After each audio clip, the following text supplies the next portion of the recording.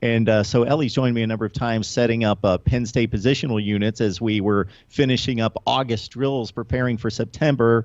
And Ellie, I know you love the Nittany Lions and hope for the best, expect the best, and all that. But when we talked back then and we were breaking down positional units for Penn State, I don't think you were thinking college football playoff at that point.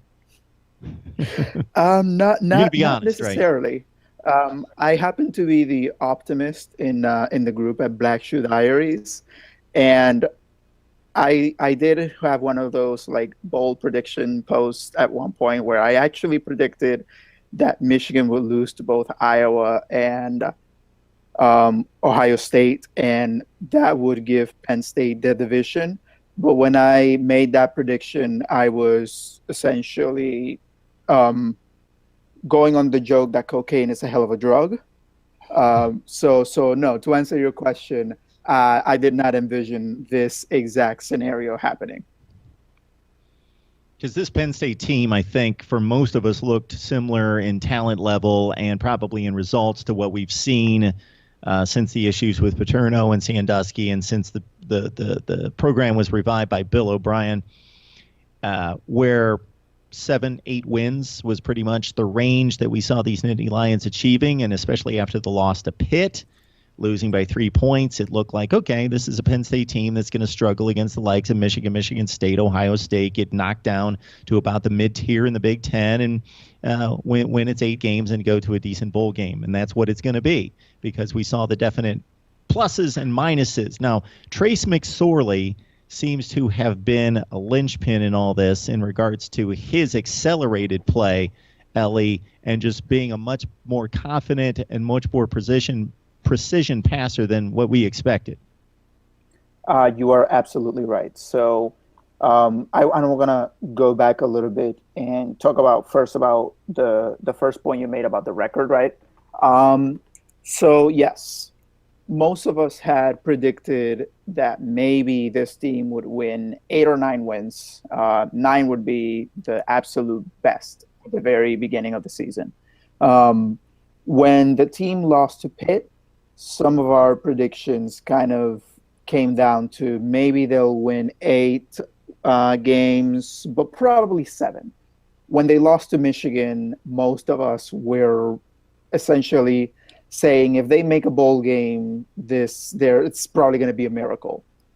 So to turn around and just win the next 8 games straight is just pretty much a miracle at this point.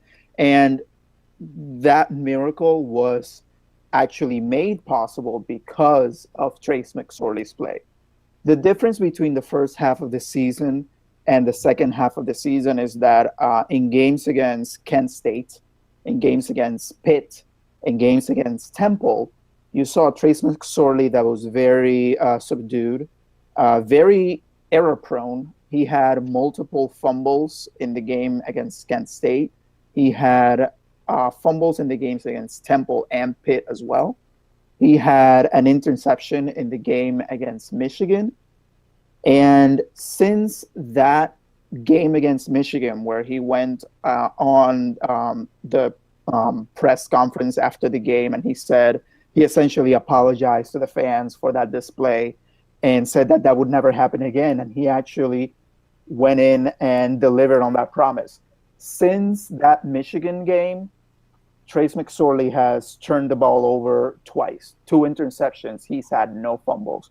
And then the other difference that has made the whole offense better is that he's been able to use his feet more.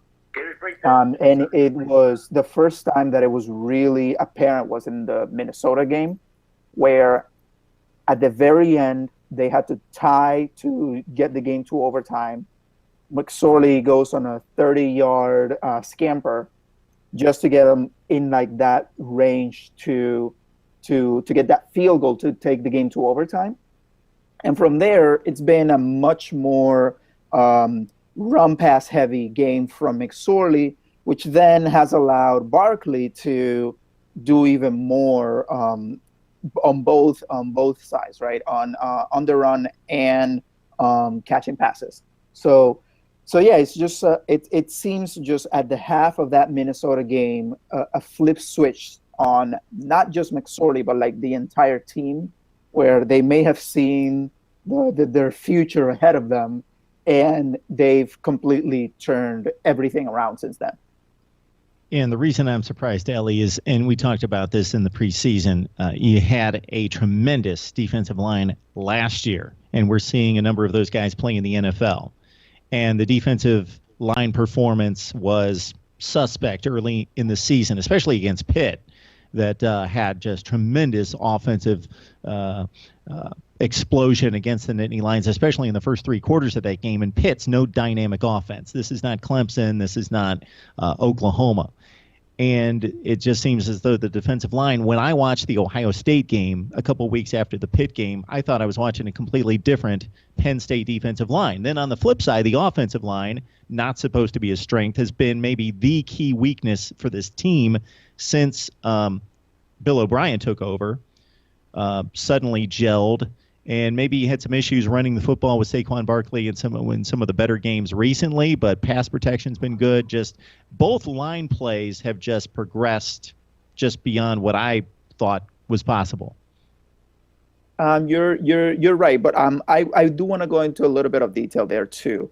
The one thing that is kind of being overlooked, right, is Penn State had 3 new coaches coming into the season. Well, technically 4, with Tim Banks with the safeties, right?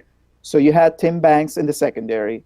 You had Matt Linegrover on the offensive line. You had Brent Pry as the DC, and then you have Moorhead, of course, as OC. So there's that vast turnover in coaching, and then you have the turnover on the defensive line, right? And then you also have the fact that from 2015 to 2016, the offensive line depth pretty much doubled. They had about 8 or 9 guys on at the offensive line at the end of 2015, and then by 2015, 17 guys are available to play. So that's one thing. And then the other thing which might be able to serve to better explain the early deficiencies on defense is that by the time Penn State played Michigan, they essentially were out of linebackers. All 3 starters were out. 2 more were unavailable during the game itself. Kevin Givens was out for a certain amount of time. Evan Schwan was out for a certain amount of time as well. Parker Cawthorn was actually suspended for the first 4 games of the season. And Grant Haley was out a little bit. Malik Golden was out a little bit. John Reed was out a little bit. So at any given point in those first 4 games, pretty much half of the defense missed time. So that goes to explain a little bit of the deficiencies on defense and why the defensive performance seems so stark between that of, let's say, Michigan against Ohio State, because by the time the Ohio State game actually happened, that's the first time in the season that all of the defensive starters were playing, well, with the exception of Naeem White, who was lost for the season very early. But that would be the first time that the actual Penn State defensive starters, all of them played at the same time. So that's a little bit of like an explanation as to why there's such a stark change in defense, which also in a way kind of explains why Penn State ended up allowing 49 points to Michigan. Doesn't explain why they only scored 10, but I do believe that had all of those starters been in the game, we're looking at maybe more of a, 28-10 loss, which is more forgivable than a 49-10 loss. So there's so those are the main components that we're talking about now. So there's a lot of change, and all of it happening at the same time kind of led to the I guess Jekyll and Hyde component that you're seeing out of this Penn State team. Ellie Moretta Felice joining us from Black Shoe Diaries. It's the Penn State platform on SB Nation. I'm sure you can get Ellie's pick a little bit later on the week, Penn State, Wisconsin. If there's any kind of suspense over who Ellie's going to take in the Big Ten championship game, I got one other thing for you because, Ellie, I know what you're going to say about the argument between Ohio State and Penn State, and I think you're completely right. Penn State, if they defeat Wisconsin, Big Ten champion, win head-to-head despite the 11-2 record versus the 11-1 record.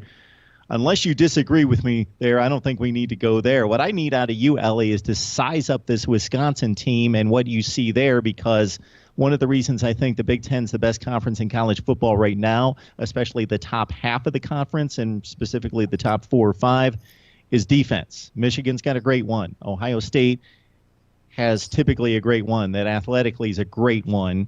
Wisconsin, nuts and bolts, technique. Just talk about fundamentally sound defense. It's about as good as it gets across the nation. This Wisconsin bunch is serious on defense. They're not going to light up the scoreboard, and they're going with their backup quarterback in Bart Houston, as Alex Hornibrook was kind of knocked out of the game. But this Wisconsin defense is no joke. So how does this thing need to play out for you? If Penn State wants to win this game, there's 2 things that they need to do. They need to avoid being on 3rd and long, and that's where Wisconsin excels. And 2, they need to start fast on offense. If they find themselves in a situation like they have for a good portion of the season where they're either tied or down slightly at half, Wisconsin is a team that won't falter down the stretch like a Michigan State or a Purdue or an Indiana. So the Nittany Lions really need to focus on being on par with Wisconsin at halftime. They've consistently come out swinging in the second half of games, but this is not a game where I think Penn State can come out and win it if they're down 10, 14 points against a Wisconsin defense that is one of the best in the nation and is second in the Big Ten according to S&P Plus. Only to Michigan is Wisconsin's defense lesser than. So if Penn State wants to win the game, that is one. And then the other, on 3rd down, Wisconsin essentially dares you to throw the ball and dares you to put their secondary on an island. Wisconsin is very good at this, but at the same time, they're also very prone to allowing big plays, which is what Penn State is good at on the other hand. So if they are in a situation where Wisconsin is giving that cushion to Penn State, they need to take advantage of it. And they need to be ahead of the chains consistently if they want to come out victorious on Saturday. Okay, we saw it last year in the Big Ten championship game. Michigan State winning over Iowa, a 1 loss versus a 0 loss. Winner take all. Winner got in Michigan State. The loser, Iowa, despite just the 1 loss, did not make the college football playoff. It appears to be possibly the same situation with Wisconsin and Penn State, although it's 6 and 7 in the country, maybe needing a little help, and the situation with Ohio State makes it a little messier. Ellie Moretta Felice joining us from Black Shoe Diaries. Ellie, we appreciate the time and you jumping on board to give us some insight into Penn State football. Enjoy the game Saturday night. Try not to get too nervous and enjoy it. Thank you.